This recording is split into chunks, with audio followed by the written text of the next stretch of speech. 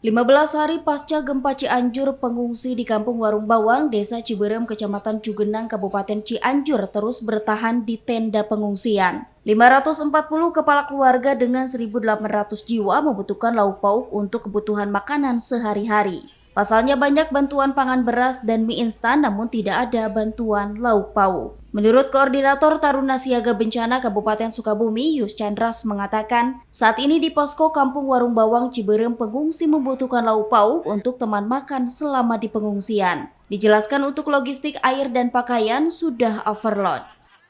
Kami Tagana Kabupaten Sukabumi membantu korban bencana yang ada di wilayah Kabupaten Cianjur, Kecamatan Cugenang. Kami dari wilayah tanggap darurat tanggal 21 sampai hari ini hari selama kami di sini, alhamdulillah banyak keluarga yang membantu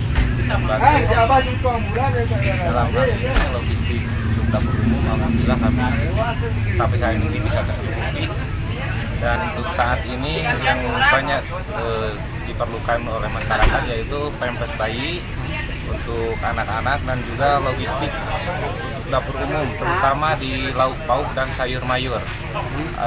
Yang lainnya insya Allah bisa tercukupi kayak super mie, air mineral, beras, apalagi pakaian layak pakai itu sangat-sangat sudah overload.